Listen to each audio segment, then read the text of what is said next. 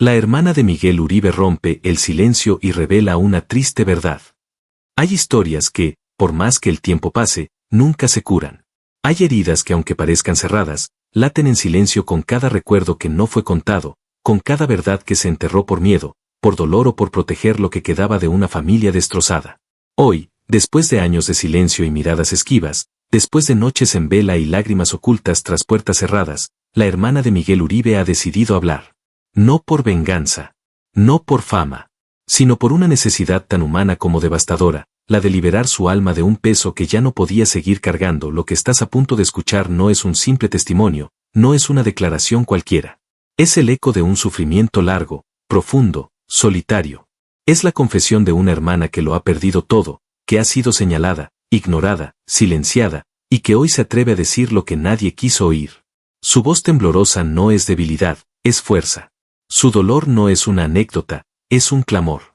Y lo que ha decidido revelar cambia por completo todo lo que creíamos saber sobre Miguel Uribe, sobre su historia, sobre su caída, y sobre las verdaderas razones que se escondían tras aquella sonrisa pública que nunca reflejó lo que realmente sucedía dentro de casa. Quédate con nosotros, escucha hasta el final, y abre tu corazón a una verdad que duele, pero que necesitaba salir a la luz.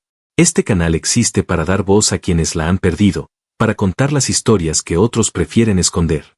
Si tú también crees en la fuerza de la verdad, si sientes que estas palabras remueven algo dentro de ti, suscríbete ahora mismo, porque este es solo el comienzo de algo mucho más profundo, más humano, más real de lo que imaginas. Aquí, la verdad no se edita, se enfrenta.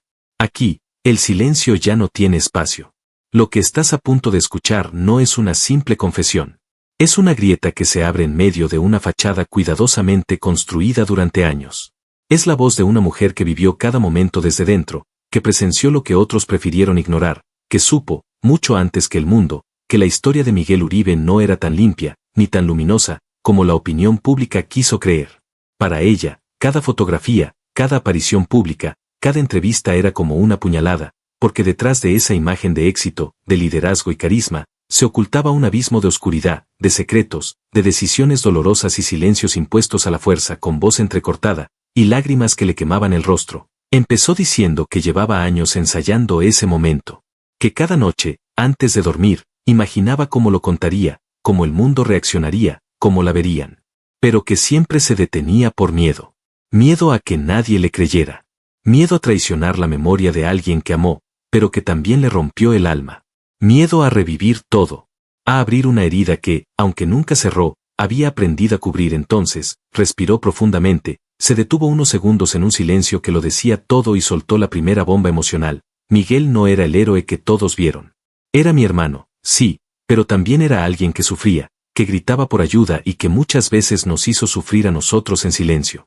Lo protegimos, lo defendimos, pero ahora entiendo que también nos perdimos a nosotros mismos en el intento. Su relato fue como una caja que se abre tras décadas cerrada. Contó cómo desde muy pequeños fueron testigos de una infancia marcada por la presión, por las expectativas familiares, por un padre ausente emocionalmente y una madre demasiado exigente. Como Miguel, desde niño, aprendió a ocultar sus emociones, a fingir que todo estaba bien, a construir una versión de sí mismo para agradar a todos, mientras por dentro se desmoronaba poco a poco. Como en casa había días de tensión insoportable, puertas que se cerraban con rabia, gritos ahogados por las paredes, y miradas que pedían ayuda sin decir una palabra. Narró cómo, a medida que Miguel crecía, también crecía su necesidad de demostrar algo al mundo, de ser perfecto, de no fallar nunca.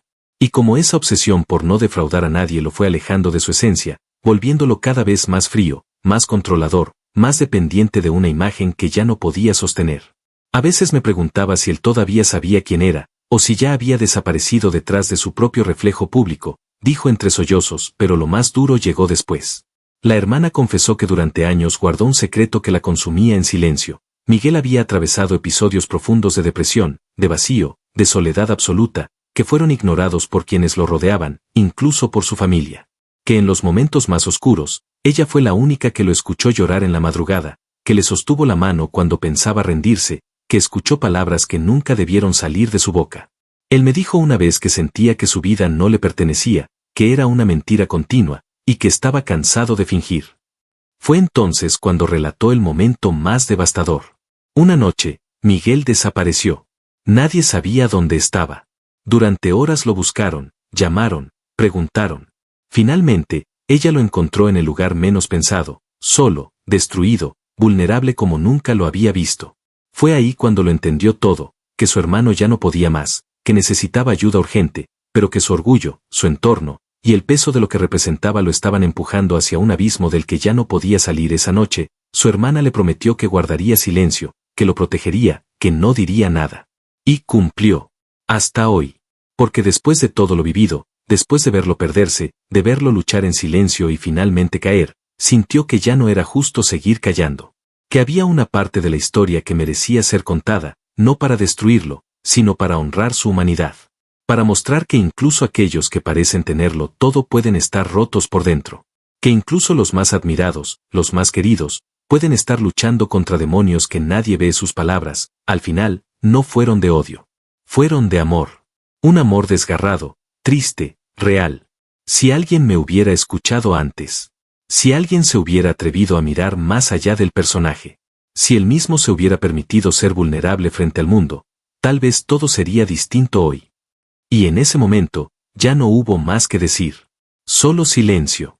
Un silencio lleno de verdades que por fin salieron a la luz.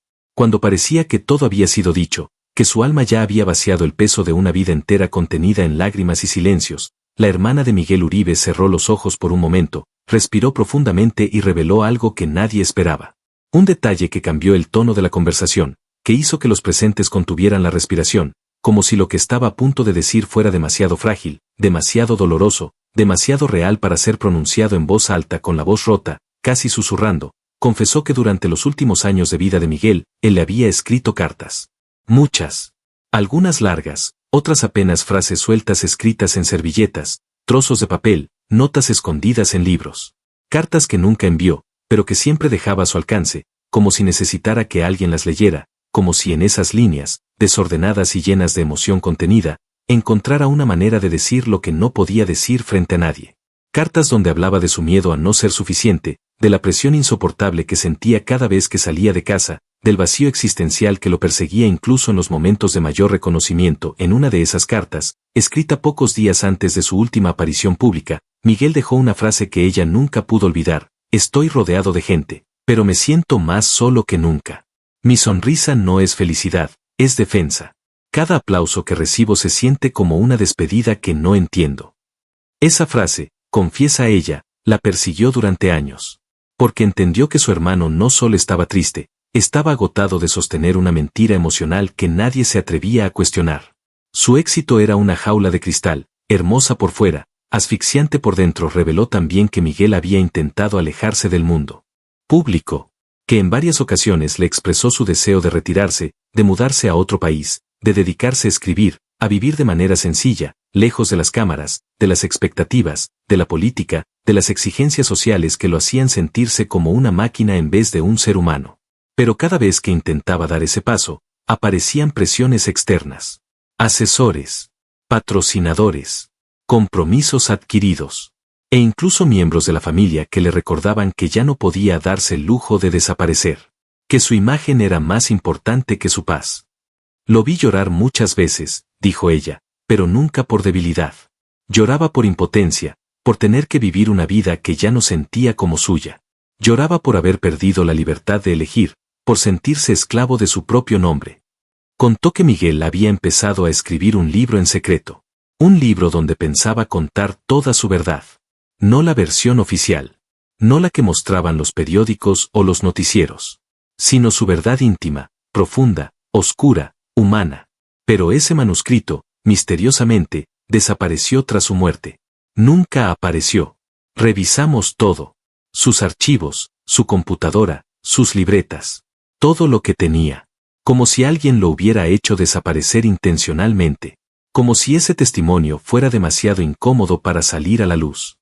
Además, reveló un detalle que muchos habían sospechado, pero que nunca se había confirmado. Miguel había sido diagnosticado, en secreto, con una condición de salud mental que jamás se hizo pública.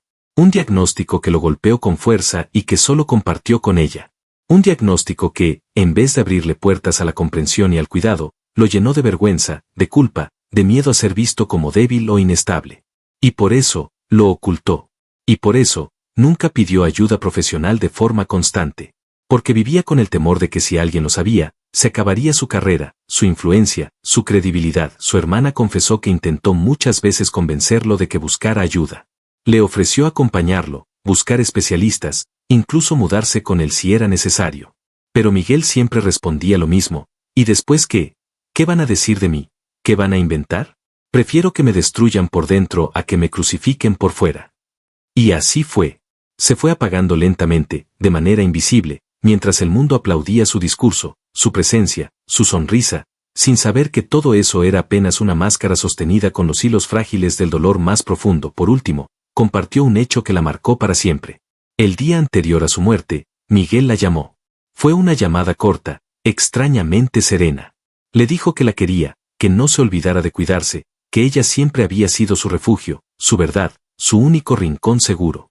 Pero lo que más le estremeció fue que, al despedirse, le dijo, gracias por no dejarme solo, incluso cuando ya no estaba conmigo mismo. Y colgó.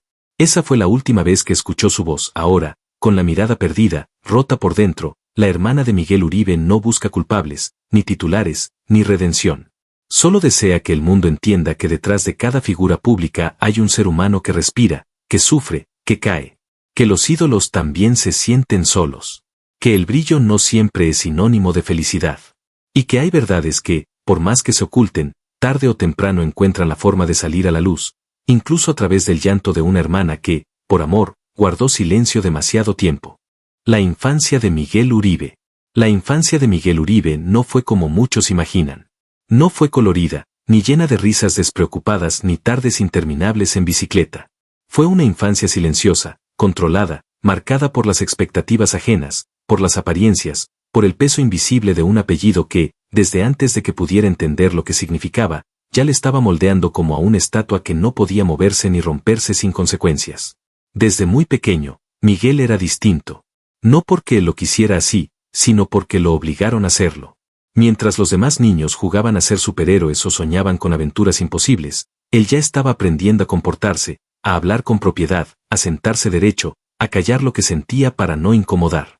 Su padre, un hombre estricto, tradicional, que creía firmemente en la disciplina antes que en el cariño, le repetía a cada rato que tenía que ser fuerte, que tenía que dar el ejemplo, que un Uribe no se dejaba vencer por las emociones. Miguel apenas tenía 5 o 6 años y ya estaba cargando con el peso de una identidad que no eligió. En casa no se hablaba de sentimientos. Las emociones eran vistas como debilidad. Si lloraba, le decían que se aguantara. Si tenía miedo, le enseñaban a ocultarlo. Si se sentía triste, debía tragarse ese nudo en la garganta porque no había tiempo para tonterías. Su mamá, aunque más presente, estaba atrapada en las formas, en el deber social, en esa idea de que tenían que ser la familia perfecta, la que todo el mundo admiraba. Miguel adoraba a su madre, pero le dolía sentir que su aprobación siempre dependía de que él hiciera las cosas bien, sin errores, sin manchas, sin dudas. Su hermana lo recuerda claramente, con los ojos perdidos en el recuerdo, como un niño reservado, con una sensibilidad profunda, que entendía más de lo que decía. A veces lo encontraba solo, sentado en las escaleras, mirando al cielo como si estuviera buscando respuestas a preguntas que nadie le enseñó a hacer. Tenía una forma de hablar pausada, pensativa, como si incluso a esa edad ya supiera que decir lo que realmente pensaba no siempre era bien recibido. Una vez, escondidos bajo la mesa de la sala, él le susurró al oído, a veces me siento triste, pero no sé por qué, y si se los digo, se enojan. Esa frase se le quedó clavada para siempre. Tenía apenas 8 años y ya había aprendido que en su casa no había espacio para sentirse mal. Miguel fue criado para ser un líder. Desde niño, lo vestían con camisas bien planchadas, le enseñaban a hablar en público, a memorizar discursos, a responder como un adulto. Su infancia fue un entrenamiento silencioso para la perfección. Si sacaba buenas calificaciones, era lo mínimo que se esperaba. Si cometía un error, lo hacían sentir culpable. Nunca recibió un estoy orgulloso de ti sin que viniera acompañado de una exigencia más. Cada logro era un peldaño hacia una meta que él no entendía pero que todos parecían tener muy clara. Debía ser alguien, debía llegar lejos, debía hacer honor al apellido. Nunca tuvo una verdadera infancia. No conoció la libertad de caerse sin que lo regañaran, de equivocarse sin que lo corrigieran frente a todos, de llorar sin sentirse avergonzado. A los ojos de los demás, Miguel era un niño brillante, serio, educado, casi perfecto, pero por dentro, Estaba solo. Solo y confundido. Lo que más deseaba era sentirse querido sin tener que esforzarse tanto, sin tener que ganarse cada mirada de afecto como si fuera un premio que podía perderse en cualquier momento. Escribía mucho. Desde niño tenía libretas escondidas en su cajón. Ahí soltaba todo lo que no podía decir. Miedos, dudas, preguntas que lo desvelaban. Su hermana, muchos años después, encontró esos cuadernos. Y al leerlos, lloró. Porque entre todas esas páginas infantiles, repetía una y otra vez la misma frase, como un eco silencioso que le partía el alma. Tengo que ser alguien. Tengo que ser alguien. Tengo que ser alguien. Y así fue como creció. Reprimiendo.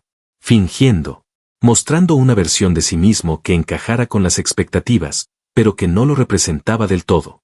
Se convirtió en el niño modelo, en el orgullo de la familia, en el hijo que todos mostraban con admiración. Pero nadie se dio cuenta del precio que estaba pagando. Nadie preguntó si era feliz. Nadie notó que cada día, su alma se iba haciendo más chiquita, más callada, más sola, y ese niño que creció forzado a brillar, a nunca fallar, a no sentir, se convirtió en un adulto exitoso, admirado, fuerte, pero con una herida de infancia que jamás sanó. Porque una infancia sin libertad, sin ternura, sin espacio para ser simplemente un niño, deja marcas que el tiempo no borra. Solo las oculta. Hasta que un día, cuando el silencio ya no alcanza, esas marcas salen a la luz en forma de tristeza profunda, de vacío, de dolor. Y eso fue lo que pasó con Miguel Uribe. Todo lo que el mundo vio como fortaleza, comenzó siendo un mecanismo de defensa aprendido en los pasillos fríos de su casa, en las cenas sin afecto, en los elogios condicionados, en las lágrimas secas que nadie quiso ver. Su infancia fue su primera batalla. Y aunque la ganó frente a los demás, por dentro, esa guerra nunca terminó. La adolescencia y juventud. La adolescencia de Miguel Uribe fue una extensión natural de su infancia, pero con nuevas capas de presión, de lucha interna y de soledad disimulada. Mientras otros chicos descubrían su identidad a través de la rebeldía, del error y la libertad, él tuvo que seguir caminando en línea recta, bajo la mirada constante de una familia que no le permitía desviarse, ni siquiera por un segundo. No podía tropezar, no podía experimentar, no podía permitirse dudas. Cada decisión era observada, cada palabra evaluada, cada emoción juzgada con lupa. Era el adolescente perfecto ante los ojos del mundo, pero por dentro, se estaba quebrando en pedazos silenciosos. En esos años, Miguel desarrolló una habilidad impresionante para ocultar lo que sentía. Se volvió un experto en fingir calma, en sonreír con cortesía cuando por dentro lo único que deseaba era gritar. Aprendió a hablar con firmeza, a mirar directo los ojos, a sostener una postura que imponía respeto, aunque muchas noches se quedara mirando el techo de su cuarto sin poder dormir, sintiéndose perdido, vacío, confundido. Tenía una inteligencia aguda y una memoria prodigiosa. Todo lo que estudiaba lo absorbía con facilidad. Pero no lo hacía por pasión, sino por obligación. Porque fallar no era una opción. Porque su padre lo vigilaba, su madre lo presumía, sus profesores lo usaban de ejemplo. Miguel, el intachable. Miguel, el destinado a ser grande, pero la verdad era otra. Dentro de sí, Miguel estaba librando una batalla silenciosa contra el miedo. Miedo a no ser suficiente. Miedo a decepcionar. Miedo a no saber quién era realmente, fuera de lo que todos esperaban de él. Nunca se sintió libre de hablar de sus inquietudes. Cuando empezaba a cuestionar el rumbo que su vida estaba tomando, su entorno rápidamente lo corregía. Vas muy bien, sigue así, no te distraigas con cosas sin importancia, enfócate en tu futuro, que será brillante. Y así, una vez más, se tragaba las palabras que quería decir. Se tragaba sus ganas de explorar, de equivocarse, de descubrir quién era más allá del rol que le impusieron desde niño. Su juventud fue igual de solitaria, aunque llena de gente. Siempre estaba rodeado de personas, maestros, compañeros, líderes, figuras públicas que lo elogiaban, adultos que lo admiraban, pero nadie lo conocía realmente. Su corazón seguía siendo ese cuarto oscuro donde guardaba todo lo que no se atrevía a mostrar. Tenía talento para hablar en público, para estructurar ideas, para convencer. Por eso, desde muy joven, fue acercándose al mundo político, donde encontró una forma de canalizar esa presión interna en algo que los demás valoraban. Hacía discursos impecables, organizaba proyectos sociales, participaba en debates con una madurez que asombraba. Pero nadie sabía que cada una de esas intervenciones estaba teñida de ansiedad, de una búsqueda desesperada por validación, por aplausos que llenaran ese hueco que su familia nunca supo llenar con amor. Durante esa etapa, hubo una única persona que pareció ver más allá de la máscara. Fue una compañera de preparatoria, Alejandra, que se convirtió en su confidente, en su amiga más cercana, en la única que alguna vez lo hizo reír sin pretensiones. Ella lo confrontaba, lo escuchaba sin juzgar, lo provocaba a que hablara de sí mismo sin filtros. Y con ella, por primera vez, Miguel se atrevió a mostrarse vulnerable. Le contó que muchas veces se sentía como un impostor, que no sabía si lo que hacía era por vocación o solo para cumplir con lo que los demás esperaban. Le confesó que tenía miedo de terminar convertido en alguien exitoso pero infeliz. Alejandra fue un respiro en medio de esa tormenta silenciosa. Pero como todo lo que no encajaba en su camino predeterminado, también tuvo que dejarla ir. Sus padres no aprobaban esa amistad. Ella no está a tu nivel, le dijeron. Y Miguel, una vez más, obedeció. Aprendió a silenciar el corazón por encima de todo, entró a la universidad con el mismo peso en los hombros. Fue brillante. Lo fue todo. Líder estudiantil, orador, defensor de causas sociales, promesa del futuro. Pero en lo profundo, cada logro era una gota más en un vaso que ya estaba por desbordarse. Nunca se sintió suficiente. Nunca dejó de cuestionarse.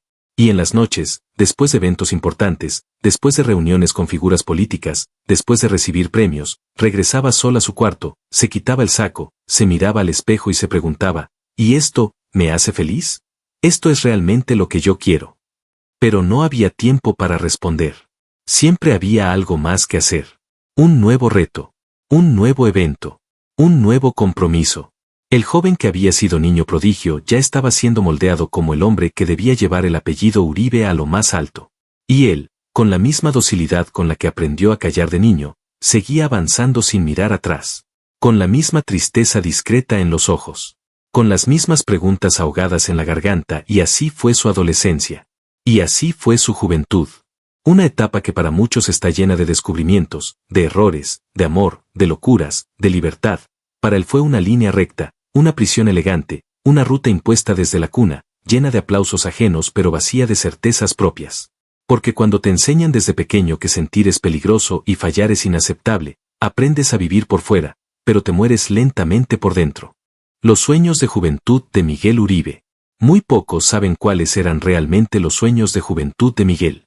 No los que repetía frente a sus maestros o en entrevistas escolares, no los que sus padres imponían como un destino ineludible, sino esos sueños que apenas se atrevía a susurrar cuando estaba solo, mirando el techo de su cuarto en la madrugada, con el corazón lleno de contradicciones.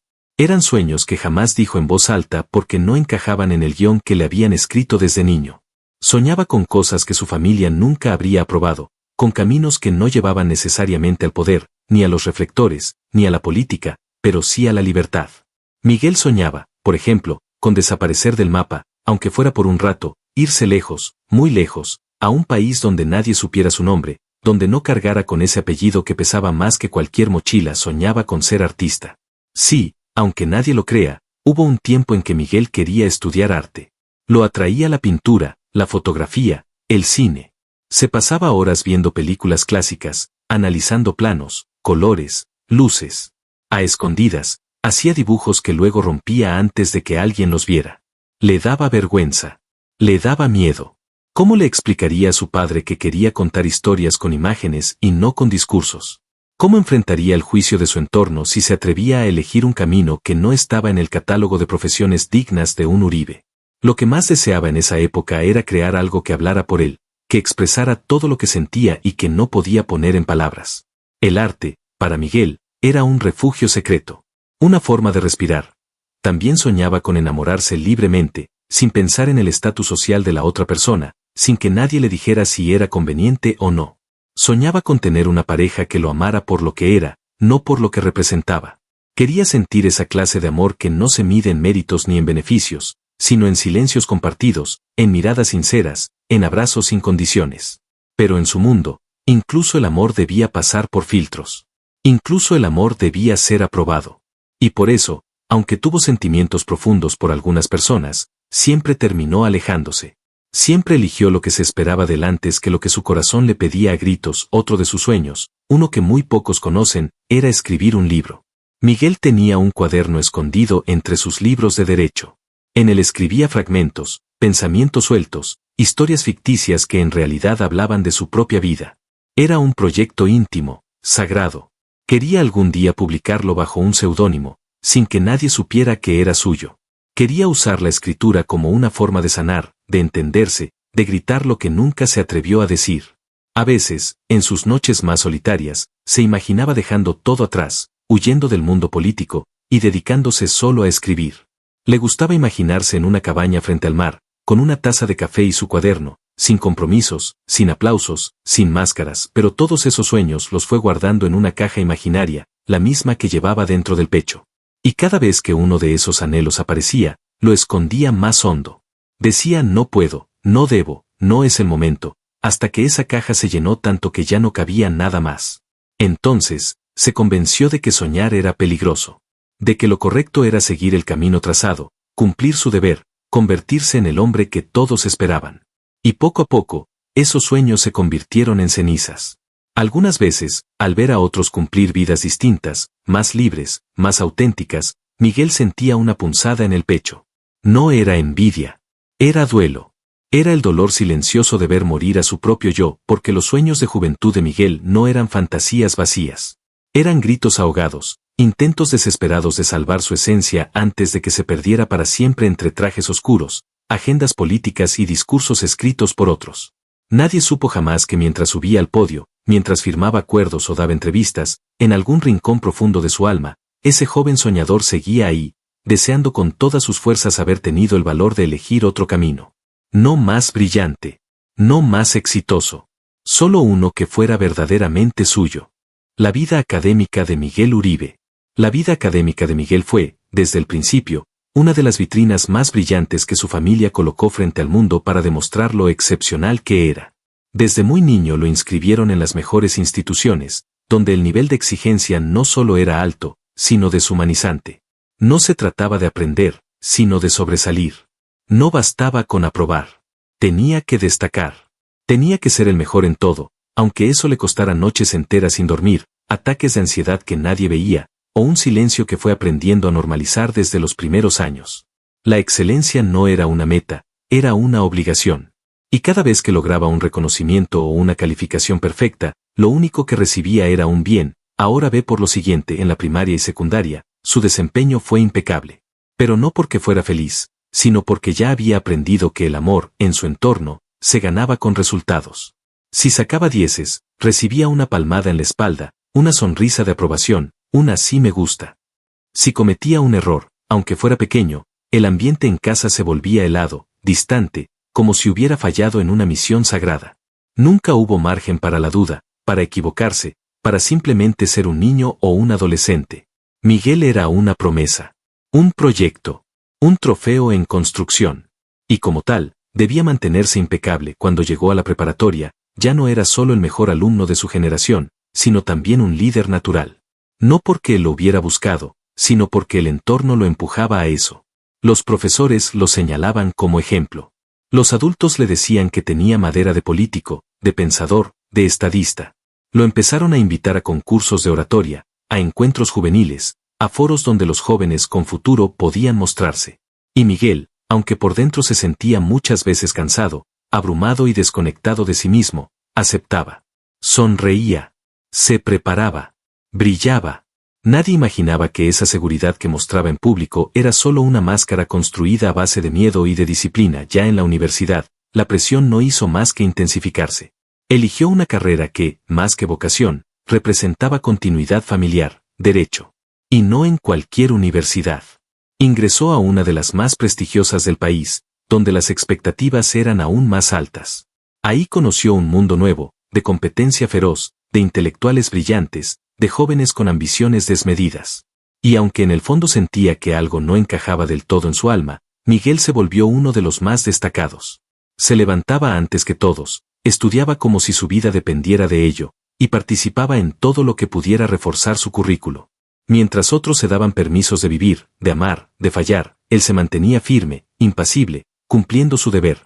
Durante esos años universitarios, ganó becas, fue elegido para representar a su generación en múltiples eventos, escribió ensayos que sus maestros admiraban, y hasta fue invitado a formar parte de proyectos internacionales.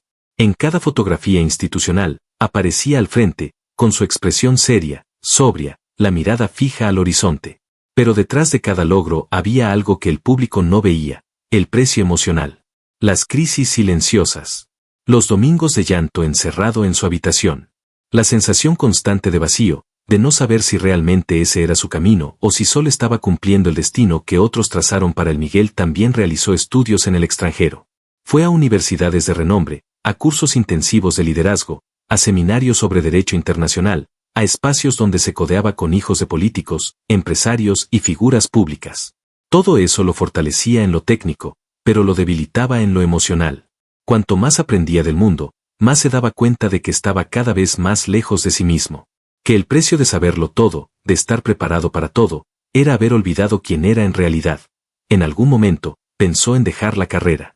En salirse. En comenzar de nuevo. Pero ni siquiera se permitió considerarlo por más de unos segundos. ¿Cómo iba a defraudar a su padre, que le repetía cada semana que él era la esperanza de una generación? ¿Cómo miraría a los ojos a su madre, que lo presentaba como el hijo perfecto ante las amigas? ¿Cómo se enfrentaría a un sistema que ya lo había colocado en un pedestal desde el que no se podía bajar sin romperse? Así, Miguel terminó su formación académica con honores, con menciones, con cartas de recomendación que hablaban de él como un prodigio. Pero nadie, absolutamente nadie, mencionaba su dolor. Nadie hablaba de las veces que se sintió completamente solo, sentado frente a una montaña de libros, deseando que alguien entrara a su cuarto y le preguntara no qué había estudiado hoy, sino cómo se sentía. Nadie supo de las veces que se quedó mirando por la ventana de su departamento en el extranjero, imaginando una vida distinta, una donde pudiera simplemente ser, sin tener que probarle nada a nadie. La vida académica de Miguel Uribe fue ejemplar. Pero también fue una de las etapas donde más se desconectó de sí mismo, donde más lejos estuvo de sus verdaderos sueños, donde más se convirtió en lo que los demás querían, mientras su yo auténtico se iba desdibujando entre páginas, diplomas y discursos que no siempre nacían del corazón, sino de una exigencia que llevaba años corriendo por sus venas como una orden silenciosa. La entrada de Miguel Uribe a la política. La entrada de Miguel a la política no fue un accidente. Tampoco fue una elección libre. Fue más bien una consecuencia inevitable de todo lo que habían sembrado en él desde que era niño. Desde afuera, parecía natural. El hijo brillante, disciplinado, con estudios impecables, modales calculados, discursos pulcros, inteligencia afilada. Era el candidato perfecto. El sucesor ideal. El proyecto terminado de una maquinaria que no deja cabos sueltos. Pero por dentro, fue una de las decisiones más dolorosas que Miguel tuvo que tomar. Porque en el fondo sabía que, al cruzar esa puerta, ya no habría retorno. Que una vez que entrara, ya no volvería a ser el mismo, ni siquiera en la intimidad de sus pensamientos. Todo comenzó con una llamada. Una llamada que no fue sorpresa, porque la estaba esperando desde hacía años. Del otro lado de la línea, una voz le ofrecía su primer cargo público. No una candidatura, no un puesto electo. No. Algo más sutil, más estratégico. Una invitación para integrarse como asesor, como figura técnica, como rostro fresco para una administración que necesitaba lavarse la cara. Miguel no lo dudó. No porque estuviera convencido, sino porque sabía que rechazarlo sería traicionar el libreto que otros habían escrito en su nombre. Aceptó. Colgó el teléfono. Y esa noche no pudo dormir. Desde el primer día, Miguel se movió con una precisión milimétrica. Sabía cuándo hablar, cuándo guardar silencio, qué batallas evitar y qué alianzas fingir. Su formación le daba ventaja. Nadie podía debatirle sin que él encontrara una grieta en los argumentos. Nadie podía subestimarlo, porque cada palabra suya estaba cargada de cifras, de datos, de técnica. Pero lo que los demás veían como seguridad, en realidad era un escudo. Un muro que Miguel había construido para no mostrar que, en realidad, tenía miedo. Miedo de no pertenecer. Miedo de perderse. Miedo de convertirse en alguien que, en el fondo, despreciaba la política. Lo abrazó rápido. Lo colocaron al frente de campañas, lo invitaron a foros, lo incluyeron en estrategias. Cada vez que hablaba en público, los medios aplaudían. Lo llamaban el joven promesa, el futuro de la ciudad, la nueva cara de la política limpia. Pero nadie preguntaba si eso era lo que él realmente quería.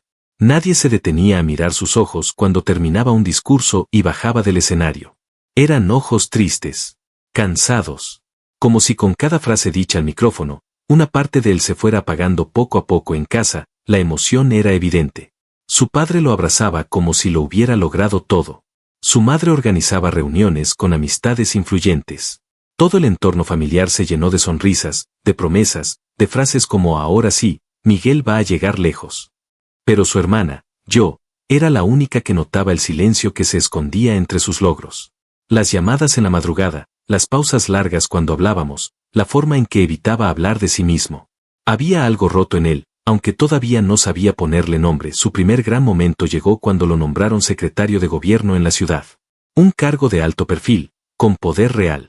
Miguel lo asumió con la misma seriedad con la que siempre hizo todo, estudió cada reglamento, cada política, cada antecedente. Se rodeó de técnicos, de expertos, de personas que sabían. Pero también se vio obligado a sentarse con figuras que representaban todo lo que siempre criticó. Pactó con personas corruptas. Cerró los ojos frente a decisiones injustas. Y cada vez que justificaba públicamente esas alianzas como necesarias para avanzar, una parte de su alma se desprendía lentamente porque la política, esa que desde afuera parece noble y comprometida, por dentro es una jaula de máscaras. Y Miguel lo entendió demasiado tarde. Lo entendió cuando ya no podía salir sin traicionar a todos los que habían apostado por él. Lo entendió cuando lo empezaron a usar como escudo, como carne de cañón, como rostro joven para decisiones viejas y sucias. Lo entendió cuando recibió amenazas disfrazadas de advertencias, cuando lo obligaron a guardar silencio frente a atropellos, cuando se convirtió, sin querer, en parte de un sistema que lo consumía. A veces me llamaba en la noche. No decía mucho. Solo preguntaba si estaba despierta. Yo respondía que sí, aunque estuviera dormida. Y él se quedaba en silencio del otro lado. Como si necesitara solo escuchar una voz que no le exigiera nada. A veces lloraba. No con llanto escandaloso, sino con ese llanto mudo que uno guarda por vergüenza. O por costumbre. Me decía que no sabía si estaba haciendo lo correcto. Que se sentía atrapado. Que no podía hablar con nadie. Que todo el mundo esperaba algo de él, pero nadie se preguntaba qué esperaba él de la vida. Y yo, sin saber cómo ayudarlo, solo escuchaba. Sabía que ya no era posible sacarlo de ahí sin romperlo aún más. Sabía que la política no lo había transformado, lo había devorado, porque la entrada de Miguel a la política fue como caer en un abismo con luces bonitas. Por fuera, parecía que ascendía, que volaba, pero por dentro, cada paso lo alejaba más de la tierra firme de su verdad, de su infancia, de su esencia. Se convirtió en el político que todos esperaban. Pero dejó de ser el ser humano que una vez soñó con contar historias, con amar sin condiciones, con ser libre. Y esa pérdida, aunque él nunca la dijo con palabras, fue la más grande de todas. Las primeras victorias políticas de Miguel Uribe. Las primeras victorias de Miguel en la política fueron para muchos el inicio de un camino prometedor, una confirmación de que el sacrificio y la disciplina habían dado frutos. Pero para quienes lo conocemos más allá de la superficie, esas victorias también fueron el momento en que comenzó a pagar el precio más alto por cumplir con un destino que no eligió completamente por sí mismo. La primera gran victoria llegó cuando logró ganar una diputación local. Para él, fue una mezcla de orgullo y temor, porque entendía que ese triunfo no solo lo posicionaba en el ojo público, sino que también lo ataba de manera irreversible a un sistema que ya empezaba a mostrar sus grietas. La campaña fue intensa y agotadora.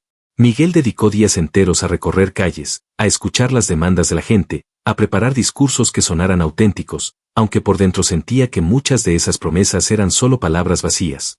El día de la elección, mientras esperaba los resultados, vivió una montaña rusa emocional que nadie habría imaginado.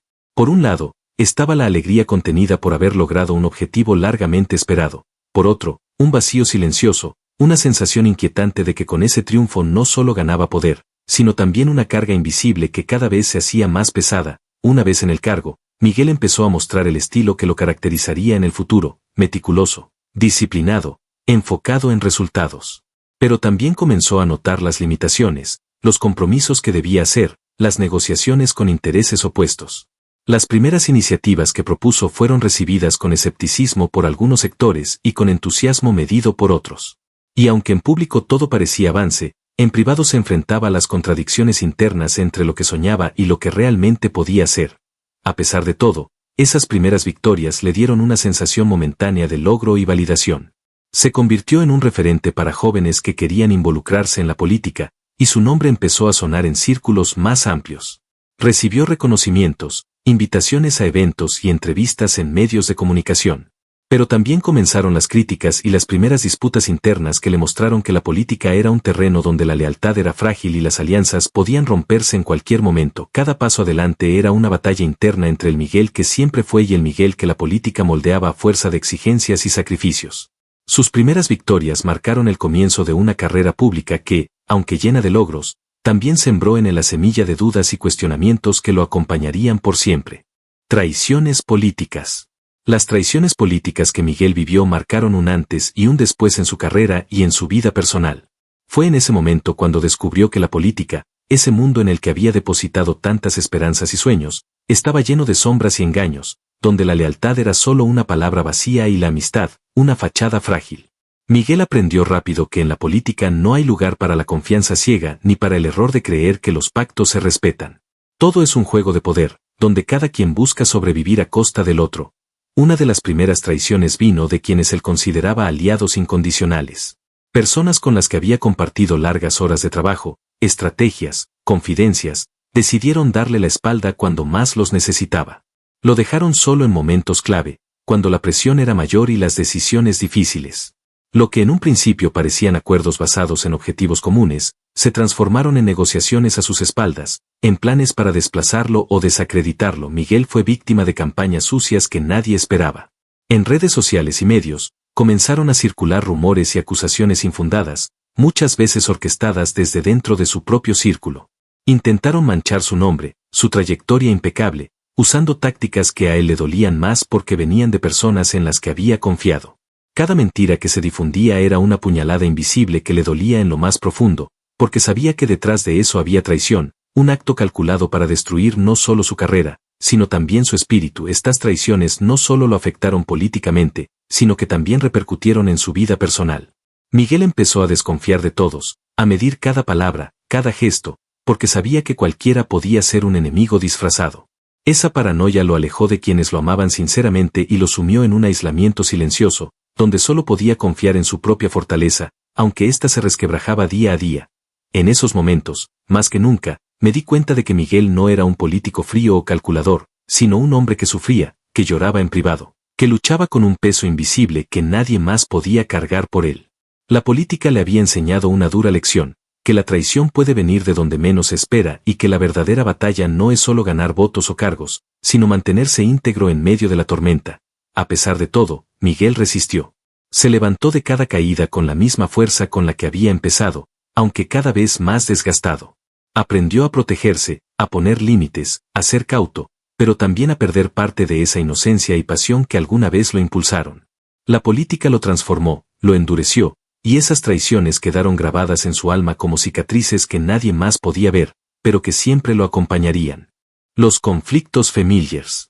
Los conflictos familiares que acompañaron la carrera política de Miguel fueron, sin duda, uno de los capítulos más dolorosos y complejos de su vida.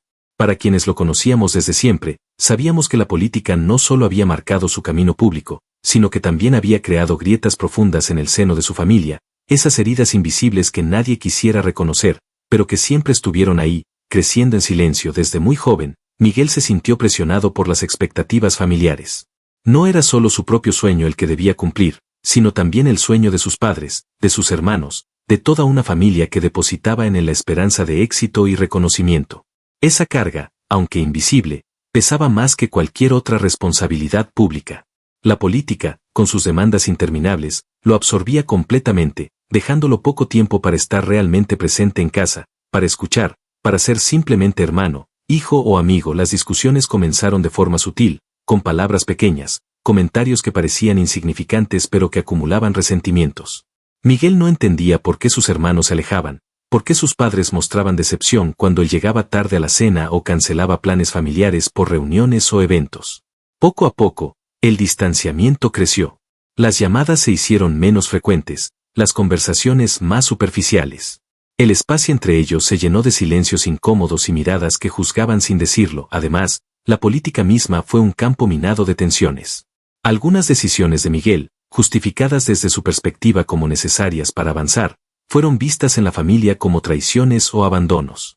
En público, representaba ideales y promesas. En privado, esas mismas acciones generaban debates acalorados, reproches velados y una sensación constante de que nadie podía realmente entenderlo ni apoyarlo sin reservas. Hubo momentos en los que los conflictos escalaron hasta puntos irreversibles. Peleas que dejaron cicatrices profundas, palabras que se dijeron con rabia y que jamás pudieron ser olvidadas. Miguel se encontraba atrapado entre su deber como servidor público y su deseo de mantener a su familia unida. Esa dualidad lo consumía, porque no podía dejar de lado ninguno de los dos mundos. Aunque ambos lo desgarraran por dentro con el tiempo, las heridas familiares se hicieron visibles para todos. Amigos y colegas notaban la tristeza detrás de su sonrisa, el cansancio en sus ojos, esa sensación de que llevaba un peso que no podía compartir con nadie. Miguel aprendió a esconder sus dolores, a fingir que todo estaba bien, mientras por dentro luchaba para encontrar un equilibrio que parecía imposible.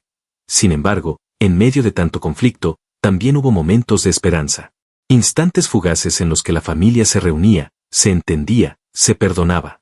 Momentos en los que Miguel recordaba por qué luchaba, no solo por una carrera política, sino por esos lazos que, a pesar de todo, seguían siendo su refugio más verdadero. Estos conflictos familiares no solo moldearon su carácter, sino que también revelaron la fragilidad detrás de la figura pública.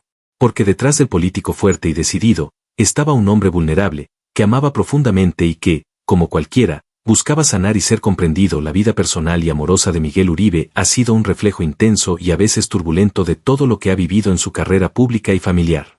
Más allá de la imagen fuerte y determinada que proyecta en sus discursos y apariciones, se esconde un hombre que ha amado con pasión, que ha sufrido desilusiones profundas y que ha tenido que aprender, muchas veces a la fuerza, a equilibrar sus sentimientos con las demandas inexorables de su vida política desde joven. Miguel tuvo relaciones que parecían prometedoras y llenas de futuro, pero que muchas veces se vieron afectadas por la falta de tiempo y la presión constante de sus responsabilidades.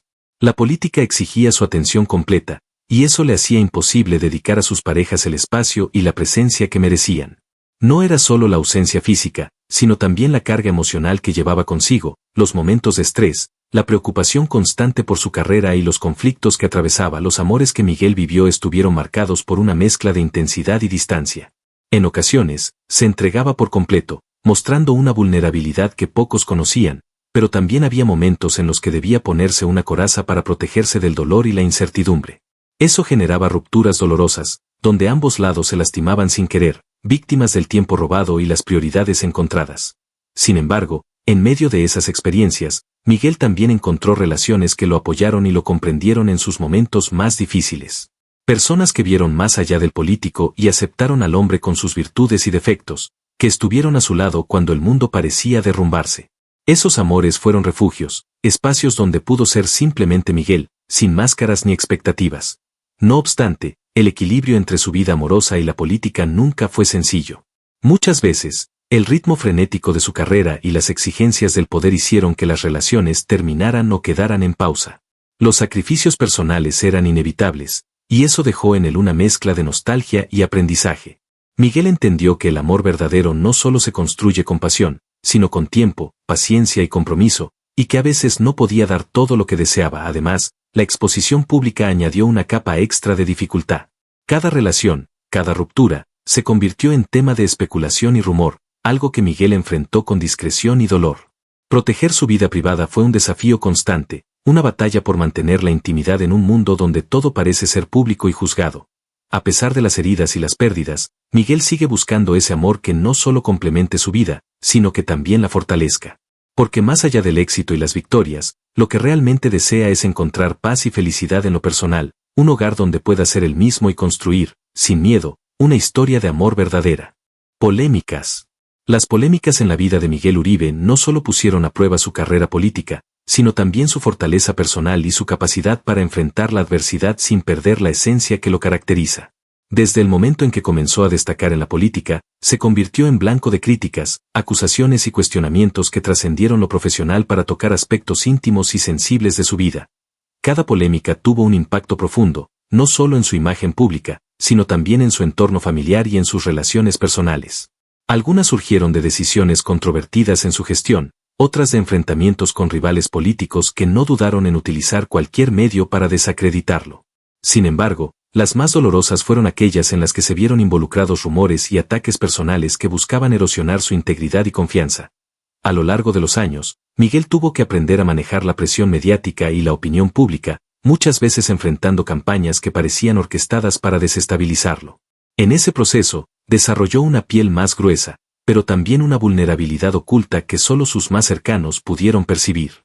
La constante exposición y la lucha por limpiar su nombre le robaron momentos de tranquilidad y lo hicieron cuestionar en más de una ocasión si valía la pena continuar en un camino tan desgastante. Las polémicas no solo cuestionaron sus acciones políticas, sino también su vida personal.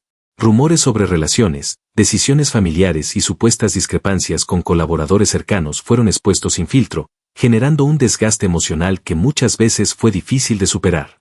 Miguel enfrentó estos episodios con dignidad, pero el costo fue alto, dejando heridas que tardaron en sanar y enseñanzas que moldearon su carácter. A pesar de todo, estas experiencias también revelaron su resiliencia y su capacidad para mantenerse firme frente a la adversidad. Cada polémica fue una batalla que lo fortaleció, una oportunidad para demostrar que, a pesar de las dificultades, seguía comprometido con sus ideales y con la gente que creyó en él desde el principio. Miguel entendió que la política es un terreno complicado y que las controversias, aunque dolorosas, son parte inevitable de ese juego. Estas polémicas dejaron una marca indeleble en su trayectoria, recordándole que la verdadera fortaleza no está en evitar las críticas, sino en aprender de ellas y seguir adelante con la convicción de que, más allá de todo, la integridad y la honestidad son los pilares que deben sostener cualquier carrera pública. La vida actual y proyectos futuros. La vida actual de Miguel Uribe es el reflejo de años de lucha, aprendizaje y transformación. Después de haber enfrentado conflictos familiares, traiciones políticas y polémicas que pusieron a prueba su fortaleza, hoy se encuentra en una etapa de reflexión profunda y renovación, buscando no solo consolidar su carrera, sino también encontrar un equilibrio que le permita vivir con mayor plenitud y autenticidad. Ya no es el joven idealista que llegó a la política con sueños enormes y una pasión desbordante, es un hombre más sabio, consciente de las complejidades del poder y de las responsabilidades que conlleva cada decisión. Miguel ha sabido adaptarse a los cambios que el tiempo le impone y ha aprendido a priorizar lo que realmente importa, tanto en lo personal como en lo profesional. Ha retomado el contacto con su familia, buscando sanar esas heridas que se abrieron con el paso de los años, y ha dedicado esfuerzos para construir relaciones más sólidas y sinceras, conscientes de que el apoyo cercano es fundamental para seguir adelante. En su vida personal, ha encontrado en la introspección y en la calma un refugio que le permite recargar energías para enfrentar los desafíos que aún le esperan. En lo profesional, Miguel está inmerso en proyectos que reflejan su compromiso con la comunidad y su deseo de generar un impacto positivo más allá de la política tradicional. Busca implementar iniciativas enfocadas en la educación, el desarrollo social y la inclusión, áreas que considera clave para construir un futuro más justo y equitativo. No se trata solo de ocupar cargos o sumar logros, sino de dejar un legado real, tangible, que beneficie a las generaciones venideras y que responda a las verdaderas necesidades de la gente. Además, Miguel está explorando nuevas formas de participación ciudadana, promoviendo el diálogo abierto y la transparencia como herramientas para fortalecer la democracia. Entiende que el mundo político está en constante evolución y que para mantenerse vigente y relevante es necesario innovar, escuchar y adaptarse a los tiempos modernos. Su visión se extiende más allá del corto plazo, sueña con construir puentes, fomentar la unidad y ser un agente de cambio que inspire a otros a involucrarse y actuar con responsabilidad. Aunque los retos siguen presentes, Miguel se enfrenta a ellos con la experiencia acumulada y una actitud renovada. Sabe que el camino no será fácil, pero también que cada paso dado con convicción y honestidad puede abrir nuevas puertas y generar transformaciones profundas. Su vida actual es, en esencia, un balance entre la esperanza y la realidad, entre el pasado que le enseñó tanto y el futuro que aún tiene por construir. Miguel Uribe está, sin duda, en una etapa crucial de su historia, una etapa donde la madurez y la claridad de propósito lo guían hacia un horizonte lleno de posibilidades y sueños por cumplir. Su proyecto no es solo personal, es un proyecto colectivo que busca dejar huella y sembrar las bases para un mañana mejor. La hermana de Miguel Uribe, después de años guardando silencio, finalmente decidió hablar y revelar una verdad que nadie se atrevía a contar. Lo que ella ha compartido no solo cambia la percepción que muchos tenían sobre su hermano, sino que también pone al descubierto las heridas ocultas y las sombras que han marcado su vida y su carrera.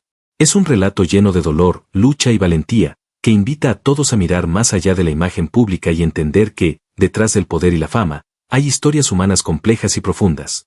Esta revelación no solo impacta por la sinceridad con la que fue expresada, sino porque abre la puerta a un diálogo necesario sobre los sacrificios personales, las traiciones silenciosas y las batallas internas que a menudo quedan ocultas tras los titulares. Es un llamado a la empatía, a reconocer que nadie está exento de sufrir y que, a veces, el verdadero costo del éxito se paga en la intimidad de la familia. Si quieres conocer cada detalle de esta historia, entender el trasfondo de esta triste verdad y descubrir cómo Miguel Uribe enfrenta hoy los fantasmas del pasado, no puedes perderte los próximos videos. Aquí te estaremos contando todo, con respeto, profundidad y compromiso. No olvides suscribirte al canal para estar al tanto de esta historia que está cambiando la forma en que vemos a uno de los personajes más influyentes de nuestra política. Tu apoyo es fundamental para seguir trayéndote contenido auténtico y revelador. Únete a nuestra comunidad y sé parte de esta conversación que apenas comienza.